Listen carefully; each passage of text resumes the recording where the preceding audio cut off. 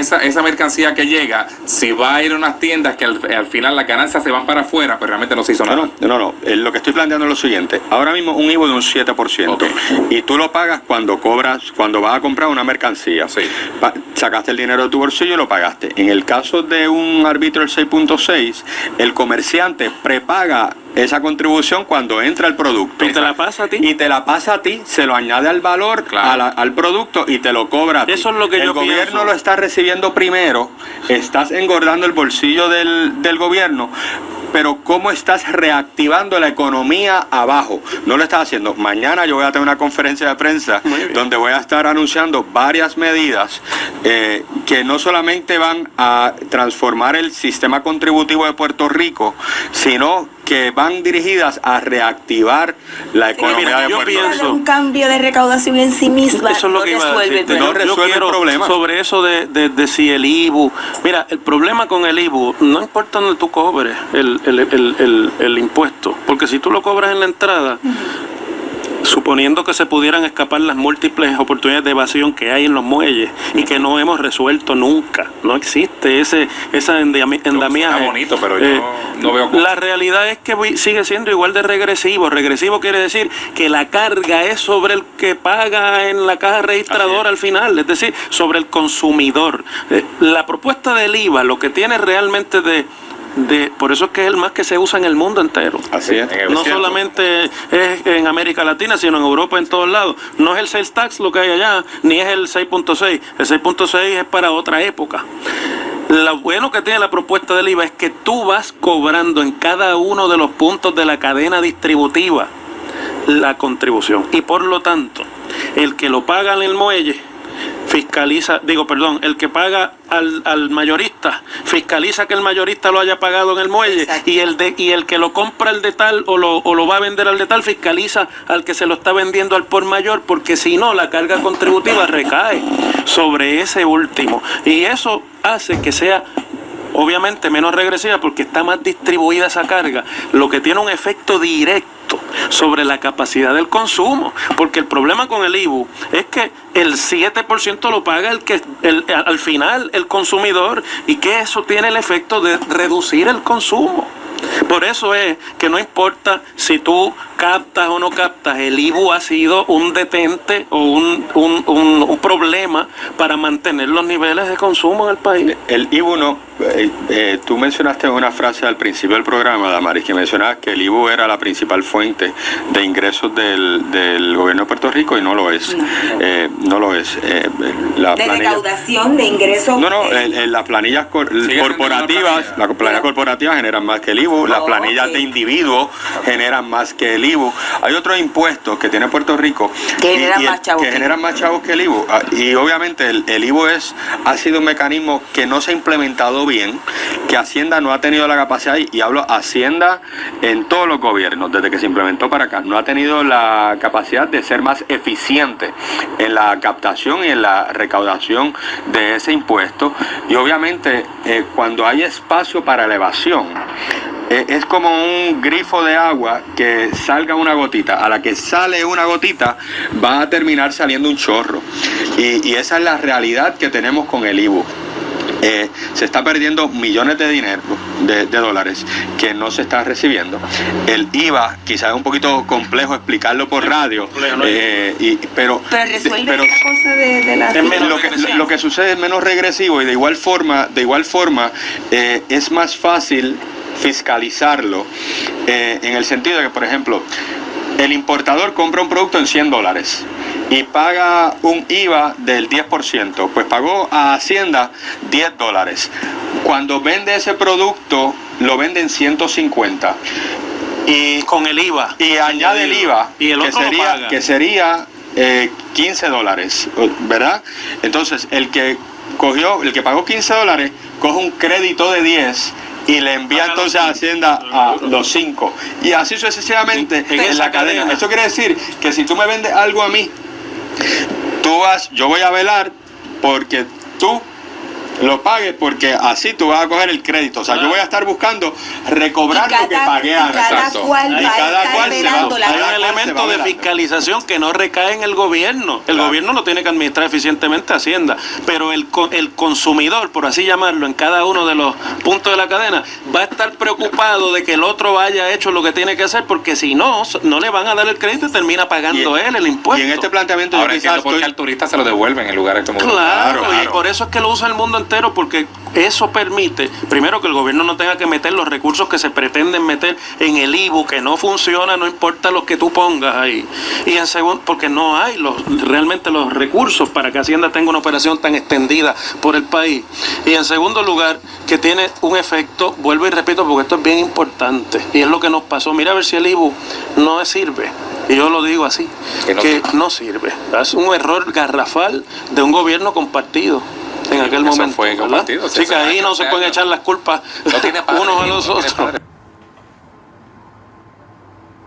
Pero mira a ver si garrafal, que para poder cuadrar la caja, esta legislatura tuvo antipáticamente que imponer una patente nacional que en realidad contra quien va es contra las corporaciones, no contra los individuos, para poder cuadrar la caja.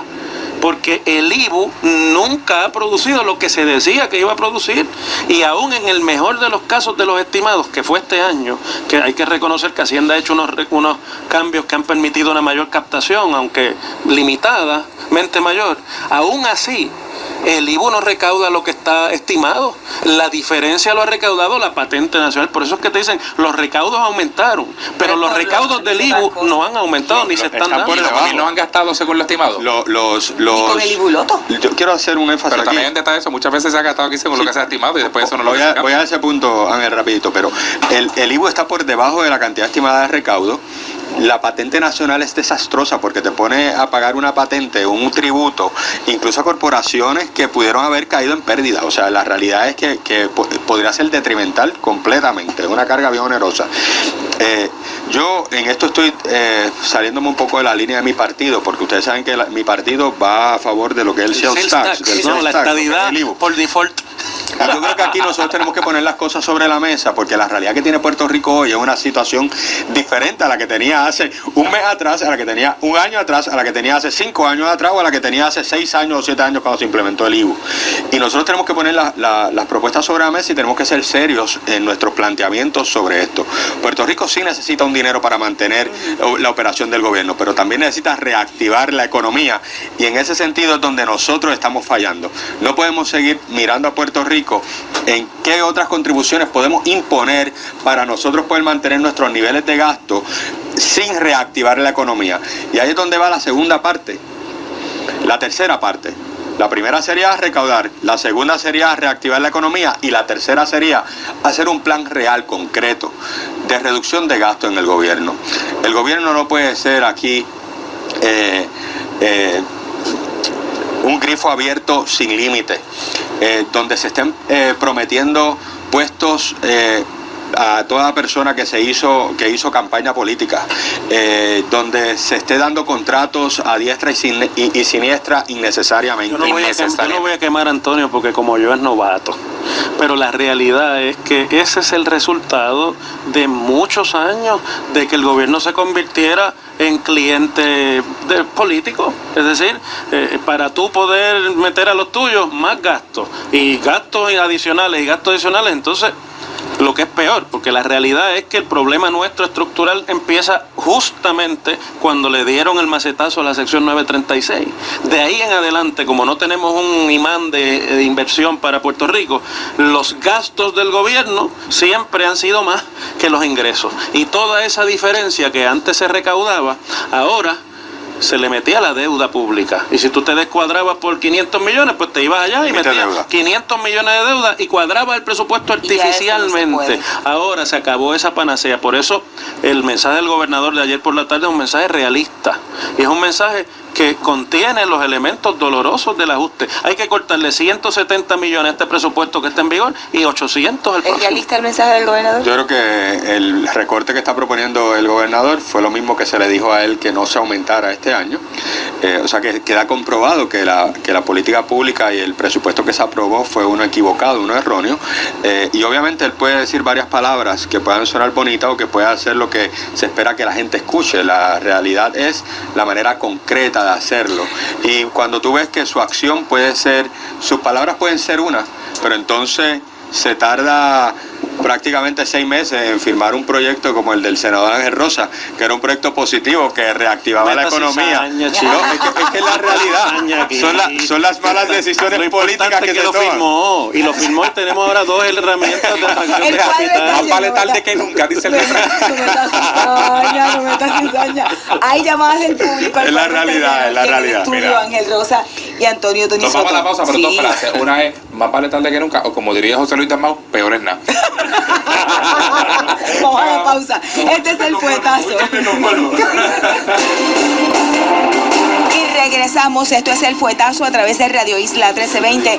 Hablamos sobre el asunto económico y obviamente la posibilidad de un cambio o reevaluación del actual IBU. El cuadro está lleno. Tomamos llamadas del público. Digo, si tenemos que hacer la pausa ya mismo. Adiós, pues esto es como una...